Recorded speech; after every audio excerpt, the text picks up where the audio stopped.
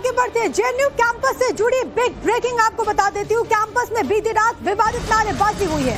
प्रधानमंत्री मोदी और अमित शाह के खिलाफ नारेबाजी की गई। उमर खालिद के समर्थन में जुलूस निकाला गया। जुलूस में आपको बताते चले तमाम लोग शामिल थे। शर्जील इमाम का भी समर्थन यहाँ पर किया गया। विवादित नारे जेएनयू के भीतर एक बार फिर से लगे हैं। आपको बताते चले कि बीती रात यहाँ पर विवादित नारेबाजी होती है। प्रधानमंत्री मोदी और अमित शाह के खिलाफ नारेबाजी हुई। इसके अलावा यहाँ पर उमर खालिद और शर्जील इमाम के समर्थन में जुलूस भी निकाला गया है।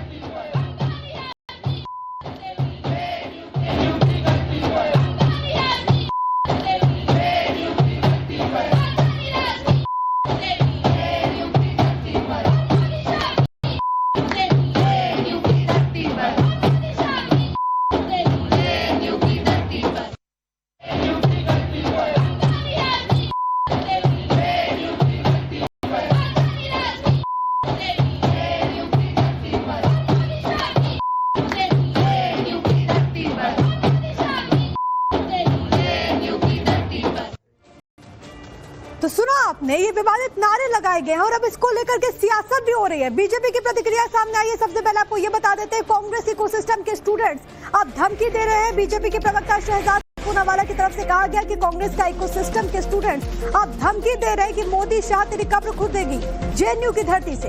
ऐसे लोगों के बचाव में ये लोग खड़े हैं जो कि देश को तोड़ने की साजिश रच रहे हैं।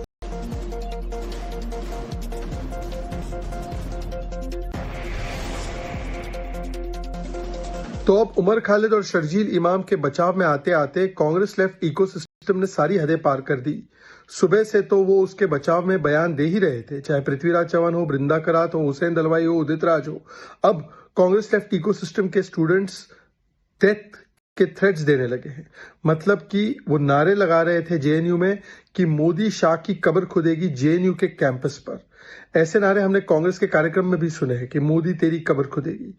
सोचिए कि जिन लोगों पर सुप्रीम कोर्ट ने गंभीर आरोप तय किए हैं, जिनको प्रेमा फसाए आतंकवाद के लिए जिम्मेदार पाया है, 1 साल तक उनको बेल नहीं मिल सकती, उनको प्राइम आर्किटेक्ट कहा है दिल्ली दंगों का, ऐसे लोगों में बचाव में आते आते आज देश के प्रधानमंत्री और गृह मंत्री को मारने की धमकी दी जा रही है। यह है कांग्रेस लेफ्ट का इकोसिस्टम।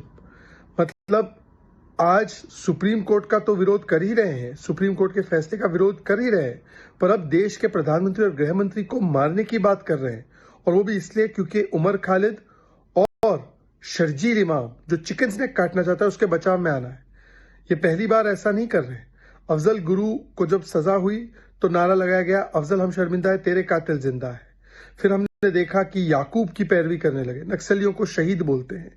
कभी कभी तो ये सीआरपीएफ के जवान के मारे जाने पर जश्न भी मनाने का काम करते हैं।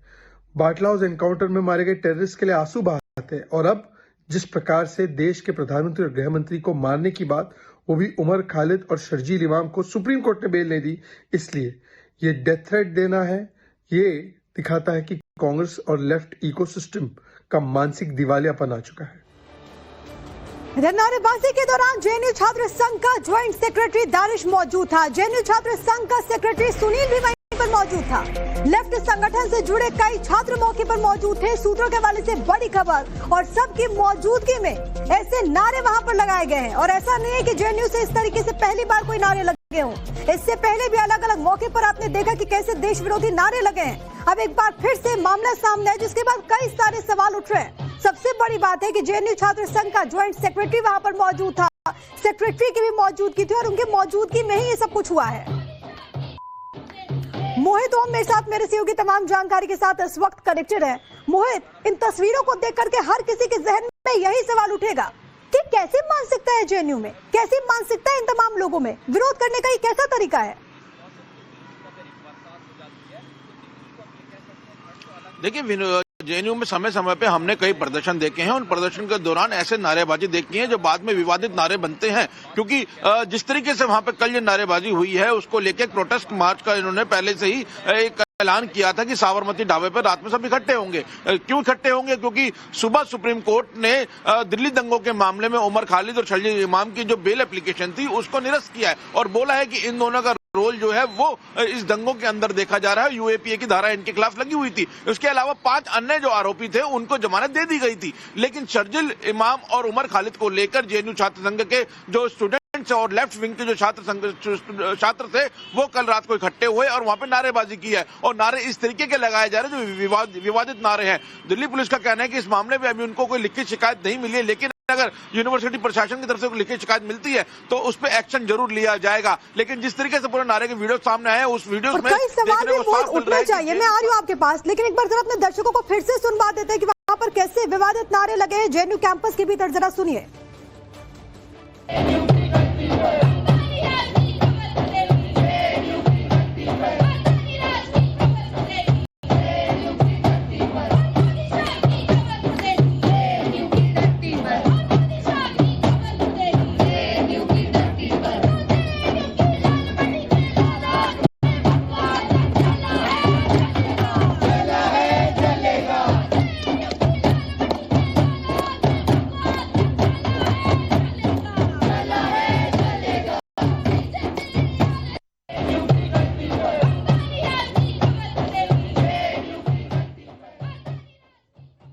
तो सुना आपने, ये नारेबाजी की गई और जिसका जिक्र हम बार बार कर रहे हैं कि ऐसा नहीं है पहली बार ऐसा हुआ हो।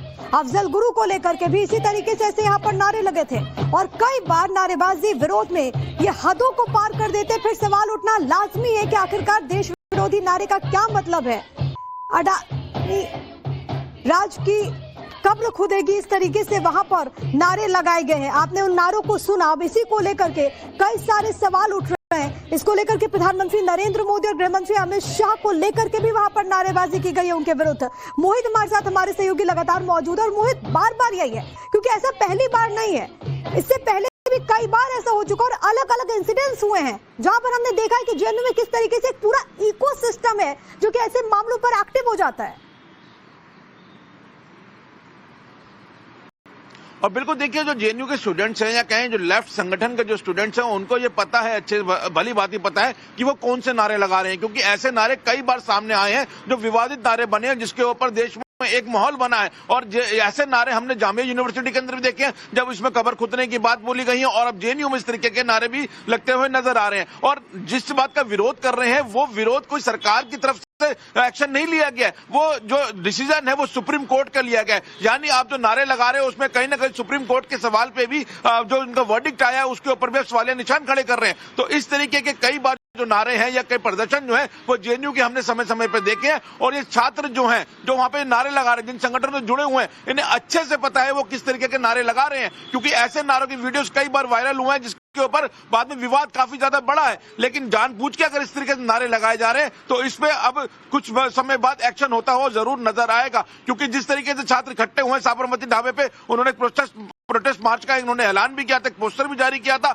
उस पोस्टर में बताया था कि किस तरीके से शर्जील इमाम और उमर खालिद को 5 साल बाद भी बिना ट्रायल के सुप्रीम कोर्ट ने जमानत नहीं दी है और उनको जेल के अंदर रखने का आदेश दिया है। इसको लेके एक विरोध उनका जो है सुबह से नजर आ रहा था। जो उनके ऑफिशियल ग्रुप बने हुए हैं जेएनयू छात्र संगठन के, उसके अंदर कई तरीके के मैसेज आ रहे थे। लेकिन शाम को ये साबरमती ढाबे पे इकट्ठे होते हैं, वहां पे एक नारेबाजी करते हैं और उसमें खुद जो जेएनयू छात्र संघ के जो ज्वाइंट सेक्रेटरी है दोनों मौके पर मौजूद थे और इस तरीके के नारे वहां पे लगाए गए हैं। और सबसे बड़ी बात है मोहित यही कि आप विरोध कीजिए, विरोध का अपना तरीका होता है, आप अपनी बात रखिए, आपको संवैधानिक अधिकार मिलता है। लेकिन ये कौन सा तरीका हुआ? मैं लौट रही हूँ आपके पास, लेकिन विवादित नारों पर दिल्ली पुलिस का बयान सामने आ चुका है। विवादित नारों की जानकारी है, ये दिल्ली पुलिस ने कहा है। पुलिस ने मामले की जानकारी मांगी है, कोई शिकायत नहीं मिली है, ये भी दिल्ली पुलिस की तरफ से कहा गया है। तो जिस तरीके से बीती रात यहाँ पर विवादित नारे लगाए जाते हैं, उसके बाद दिल्ली पुलिस का बयान सामने आया। लेकिन एक बात फिर से आप सुनिए, जेएनयू कैंपस में कैसे विवादित नारे लगाए जाते हैं।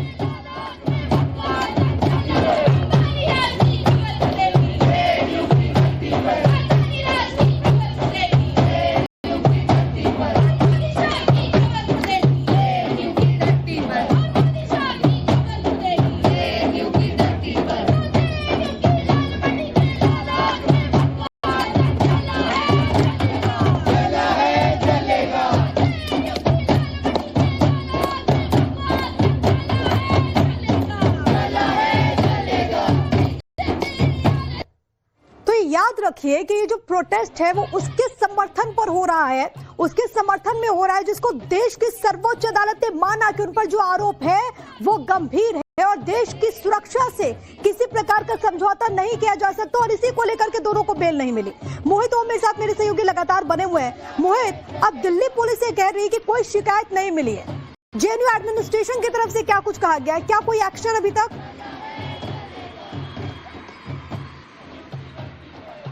देखिए, जेएनयू एडमिन की तरफ से अभी कोई आधिकारिक बयान सामने नहीं आया है, लेकिन दिल्ली पुलिस के जो वीडियो भेजे गई और बताया गया कि कल इस तरीके के नारे लगे, तो उन्होंने कहा है कि वीडियो हमारे संज्ञान में है। जब ये इस तरीके की नारेबाजी हुई है उसके बाद ये वीडियो जो है वो उनके संज्ञान में आए थे, लेकिन अभी जब जेएनयू प्रशासन बोलेगा उसके बाद ही कोई एक्शन लिया जा सकता है। और हो सकता है कि अगर इस बात को लेकर दिल्ली बीजेपी के प्रवक्ता प्रदीप भंडारी इस वक्त हमारे साथ कनेक्टेड है। प्रदीप जी, आपने जेएनयू में हुई इस विवादित नारेबाजी को सुना, क्या कहना चाहेंगे? देखिए, ये दर्शाता है कि उमर खालिद और शर्जील इमाम जो दो एंटी नेशनल्स हैं, उनके पक्ष में ये अर्बन नक्सल लॉबी जेएनयू के बाहर आई है।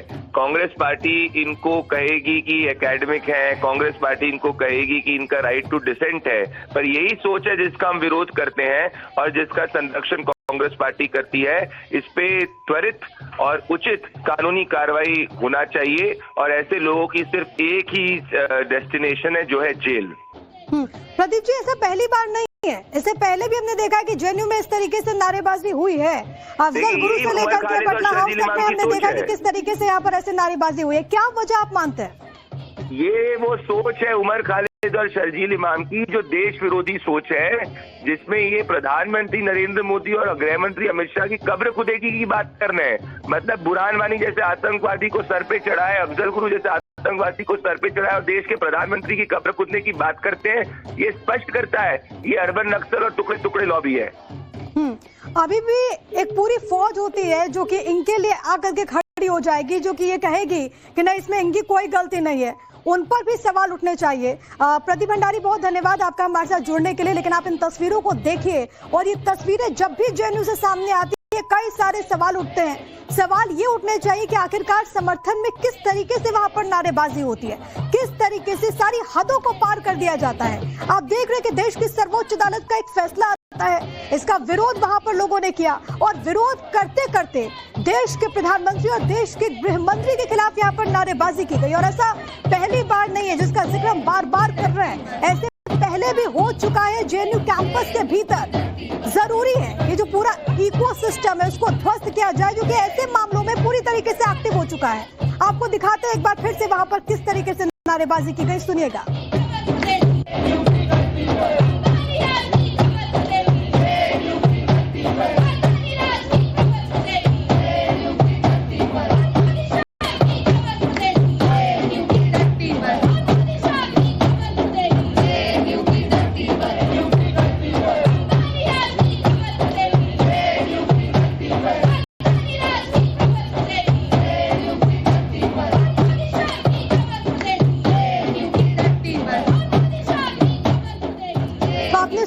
विवादित नारे, अब इनको सुन करके आपके भी जहन में सवाल होगा कि क्या देश से इतनी नफरत, देश के प्रधानमंत्री के खिलाफ ऐसे शब्दों का इस्तेमाल, उनके खिलाफ ऐसी नारेबाजी।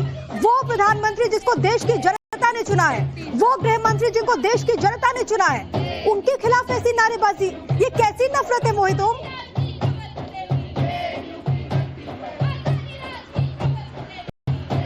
देखिए, इस मानसिकता को अगर पढ़ने की हम कोशिश करें तो ये वो मानसिकता है जो समय समय पर ऐसे विवादित नारे लगाती हुई सामने आई है। अगर बात करें कुछ दिन पहले की, तो हिडमा को लेकर भी जिस तरीके से इंडिया गेट पर प्रोटेस्ट हुआ था, उसमें खुद दिल्ली पुलिस के जो जवान थे उनके साथ मारपीट करते हुए नजर आए थे लेफ्ट छात्र संगठन, और वहां पे भी एक बड़ा इन्होंने प्रदर्शन करने की वहां पे कोशिश की थी, और जब दिल्ली पुलिस ने रोका तो वो मारपीट की। और अब जब एक जो मामला सामने आया जिसमें सुप्रीम कोर्ट अपना वर्डिक्ट दे रहा है, उसके विरोध में ये नारे लगा रहे हैं, और नारे में किसको टारगेट कर रहे हैं? देश के प्रधानमंत्री, गृह मंत्री और एक बड़े बिजनेसमैन को वहां पे टारगेट किया जा रहा है। यानी इनकी सोच जो है वो एक अलग तरीके की सोच है, जिसको लेकर इनको पता है कि ये कौन से नारे लगा रहे हैं और इस नारे के बाद क्या एक माहौल बनेगा। तो एक जानबूझ के ये माहौल बनाने की कोशिश की जाती है।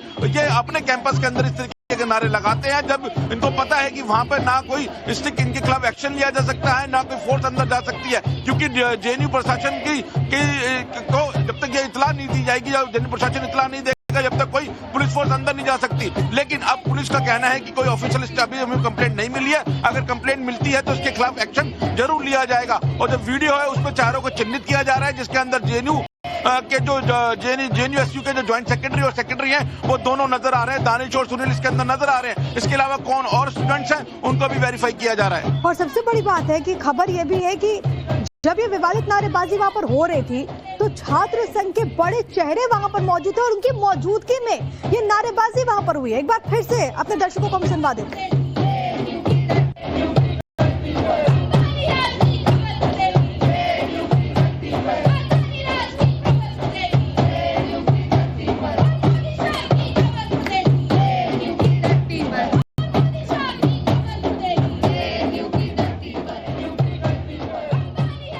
आरती सिंह इस वक्त हमारे साथ भारतीय जनता पार्टी का पक्ष रखने के लिए जुड़ गई हैं। आरती सिंह जी, एक बार फिर से जेएनयू से ऐसे नारे उठे हैं, क्या मतलब है इसके?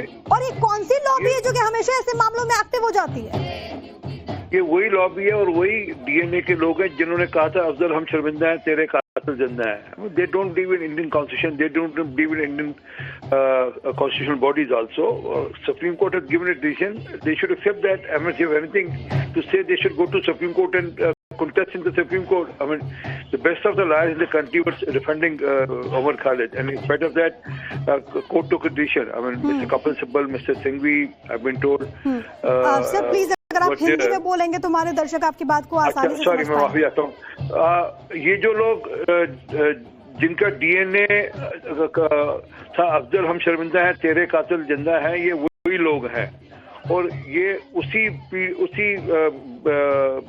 पीढ़ी के लोग हैं जो उस प्रकार से भारत के संवैधानिक संस्थाओं पर विश्वास नहीं करते। कल कोर्ट ने कोई फैसला लिया, उस कोर्ट के फैसले को मान्यता देनी चाहिए, बनस्पत की उसको सड़कों पे आकर चैलेंज करना चाहिए। और जिस प्रकार के नारे देश के प्रधानमंत्री और देश के गृह मंत्री को लेकर लगाए जा रहे हैं, ये आपत्तिजनक है। अपेक्षा करते हैं कि वहाँ की पुलिस इस पे चिंता करेगी और जो लोग भी ये सब कर रहे हैं उनके खिलाफ एक्शन, जो भी एक्शन बनता है। लेकिन आरती सिंह साहब, इस बात से हर कोई इत्तेफाक रखेगा कि ऐसा पहली बार नहीं हुआ है। ऐसे अलग अलग मौकों पर हमने देखा है कि पूरी की पूरी लॉबी एक्टिव हो जाती है। कैसे होगा इनका इलाज? ये पूरा का पूरा इकोसिस्टम है जो कि जिसको मैं कहता हूँ मुस्लिम ब्रदरहुड है, जिसमें कई सारे और भी लोग जुड़ते हैं, लेफ्टिस्ट आइडियोलॉजी के लोग भी जुड़ते हैं। ये सब लोग देश को तोड़ने के, देश को विभाजित करने के पक्षधर है और जब भी मौका मिलता है ये सब इकट्ठे होते हैं। वो कांग्रेस पार्टी हो, वो लेफ्ट से ओरिएंटेड यूनियंस हो या उनकी पार्टीज हो, वो सबके सब इसी प्रकार से देश के टुकड़े टुकड़े गैंग के। और बहुत जरूरी है कि उन लोगों पर सख्त एक्शन हो। बहुत धन्यवाद आपका हमारे साथ जुड़ने के लिए। तो आरपी सिंह भारतीय जनता पार्टी का यहाँ पर पक्ष रखते हुए एक बार फिर से आपको सुना देते हैं जेएनयू में आखिरकार कैसी नारेबाजी हुई है, जरा सुनिए।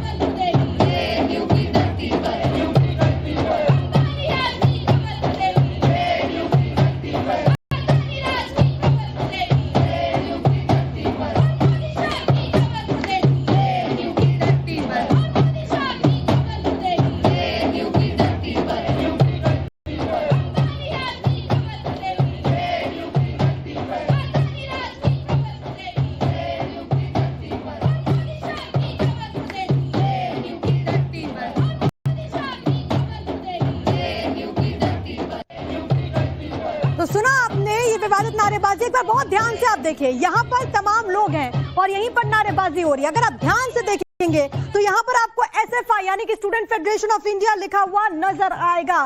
सबसे बड़ी बात है कि यहाँ पर नारेबाजी होती है। इसी तरीके से देश के प्रधानमंत्री और देश के गृह मंत्री के खिलाफ नारेबाजी होती है। और इस बात को याद रखिए कि ऐसा पहली बार नहीं हुआ। फिर से देखिए, यहाँ पर SFI लिखा हुआ है। सबसे बड़ी बात है कि जब यहाँ पर इस तरीके से विवादित नारेबाजी हो रही थी तो छात्र संघ के कई बड़े चेहरे, सेक्रेटरी यहाँ पर मौजूद थे, लेकिन किसी ने भी रोकने की कोशिश नहीं की, किसी ने कोई एक शब्द तक नहीं कहा।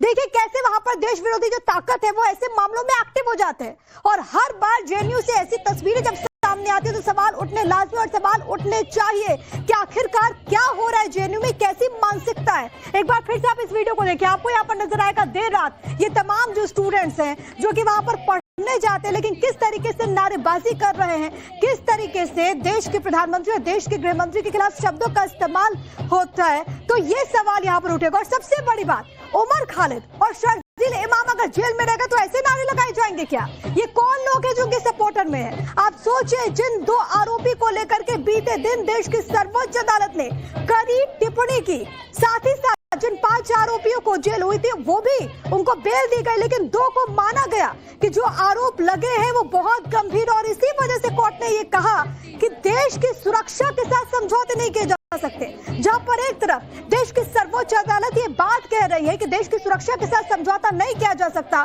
दूसरी तरफ JNU के वहां पर जितने लोग मौजूद थे, इस तरीके से यहाँ पर नारे लगाए गए स्टूडेंट्स की तरफ से, ये किस तरीके की मानसिकता है? जिन लोगों पर गंभीर आरोप है, जिन लोगों पर 2020 में दिल्ली दंगा को लेकर के उन पर मुख्य किरदार होने की बात कही गई है, जिन लोगों पर दिल्ली के हाई कोर्ट ने जिस तरीके से उनकी बेल पिटीशन को रिजेक्ट कर दिया, और उसके बाद जब मामला देश की सर्वोच्च अदालत में पहुंचा तब उसे रिजेक्ट किया गया, लेकिन बावजूद ये लोग समझने का नाम नहीं ले रहे, बावजूद यहाँ पर इस तरीके से विरोध हो रहा है। ये किसका विरोध है? क्या ये देश का विरोध नहीं है? देश के प्रधानमंत्री को, जिसको देश की जनता ने चुना है, किसे इनको हक दिया कि वो ऐसे शब्दों का इस्तेमाल करें? कई सारे सवाल है जो कि यहाँ पर उठ रहे हैं। इस वक्त हमारे साथ ABVP के JNU प्रेसिडेंट मयंक पंचाल इस वक्त कनेक्टेड है। मयंक, ये JNU में हो क्या रहा है? मैम, जैसे कि कल आपने देखा कि वहां पर साबरमती ढाबा पर वही इतिहास वो लोग जो है दोहराने की बात कर रहे हैं। ये इतिहास क्या है कि वही जगह थी जहां पर 2016 में नारे लगाए गए थे कि भारत तेरे टुकड़े हो गए, और कल वहीं पर वो नारे क्या लगा रहे हैं कि मोदी साहब तेरी कब्र खुदेगी JNU की धरती पर। मैं ये सोचता हूँ कि अगर मोदी साहब की कब्र खुदेगी, ये लोग सोचिए कि किस मानसिकता के लोग हैं। ये उस मानसिकता के लोग हैं जो लोग ये कहते हैं कि मोदी और अमित शाह तेरी कब्र खुदेगी, तो ये कहना चाह रहे हैं कि मतलब कि जो हिंदू धर्म में पैदा होता है वो हिंदू धर्म में तो पैदा होता ही है, पर वो मरेगा तो मुस्लिम होके ही। ये वो मानसिकता भी ये लोग दिखा रहे हैं। दूसरी तरफ आप देखो कि बेल ना मिलने पर, अरे बेल नहीं मिली वो सुप्रीम कोर्ट का निर्णय था। आप जब यहाँ पर एक स्टेटमेंट निकालते हो, वो स्टेटमेंट में ये कहते हो कि जो भी वहां पर हुआ, जो स्टेटमेंट निकालते हो तो उसमें वेलकम करते हो सुप्रीम कोर्ट का डिसीजन, और कह रहे हो कि मतलब कि शर्जील इमाम और उमर खालिद तो मेन थे, उनको क्यों नहीं मिली, उनको बेल क्यों नहीं मिली। तो ये बार बार ये दोहराना चाह रहे हैं कि मतलब कि जितनी भी एंटी इंडिया फोर्सेस है वो एक बार बाहर आ जाए एक साथ, और वापस इंडिया को कैसे तोड़ा जाए उस पर ये कार्रवाई जल्दी से जल्दी शुरू करना चाहते हैं। इस मानसिकता के लोग यहाँ पर बैठे हुए हैं। लेकिन मयंक, ऐसे लोगों पर क्या एक्शन होना चाहिए? क्योंकि पहली बार तो नहीं है जब ऐसी हरकत इन्होंने की हो या फिर ऐसे नारेबाजी की हो। इन पर एक्शन जो है, दिल्ली पुलिस इन पर जो है तहकीकात करके इन पर तुरंत ही कार्रवाई करे, क्योंकि ये एक्शन है, ये बार बार किसी भी कैंपस हो के JNU जैसे कैंपस के अंदर वहाँ पर बार बार नारे लगाए जाते हैं कि भारत तेरे टुकड़े हो गए, और दूसरी तरफ की मोदी साहब तेरी कब्र खुदेगी। ये वो मानसिकता जो है ये मुगल कॉलोनियल पर बात करने वाली बात है।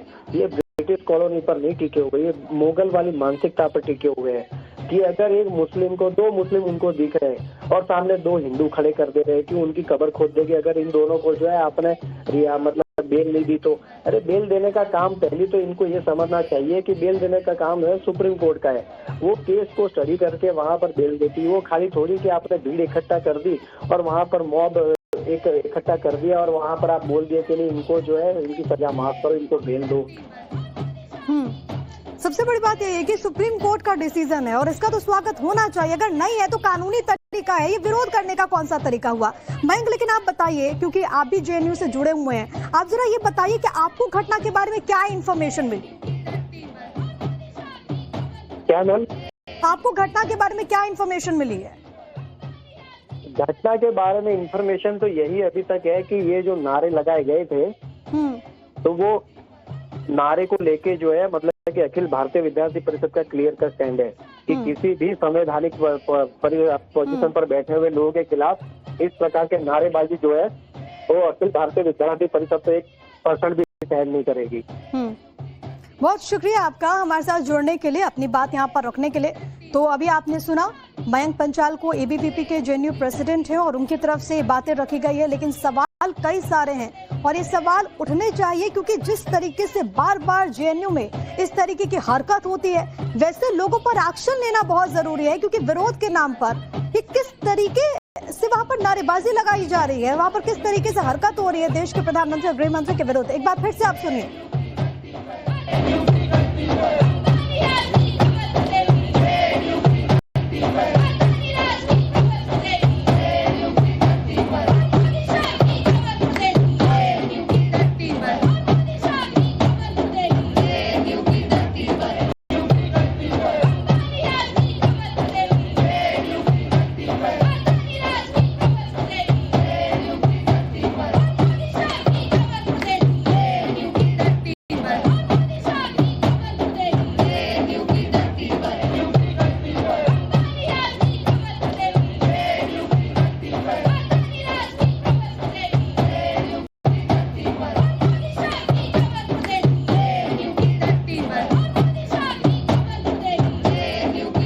और जरा एक बार फिर से आपको ये तस्वीरें हम दिखा देते हैं और ध्यान से देखिए, यहाँ पर आपको SFI लिखा हुआ नजर आएगा, स्टूडेंट फेडरेशन ऑफ इंडिया।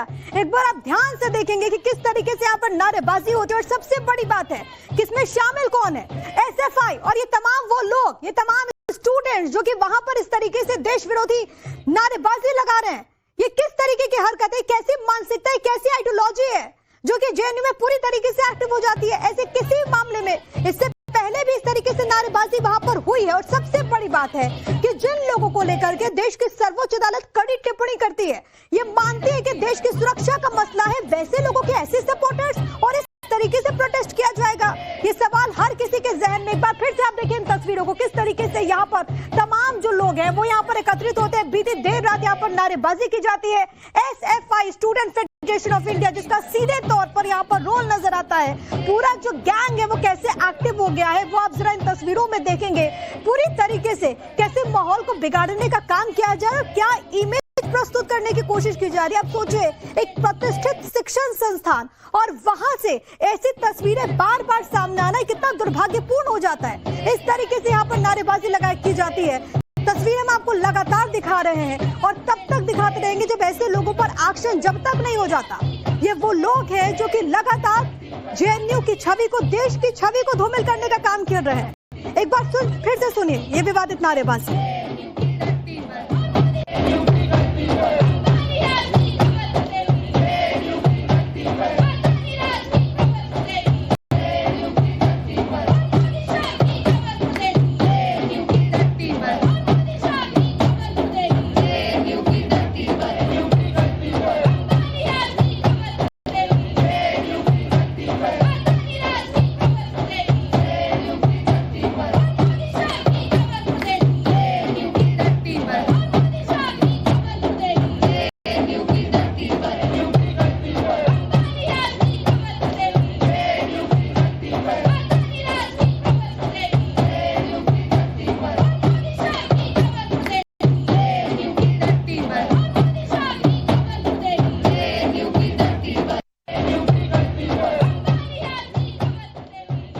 तो ये पूरा इकोसिस्टम बताता है कि ये लोग जो कि वहां पर प्रोटेस्ट कर रहे हैं, ऐसे विवादित नारे लगा रहे हैं।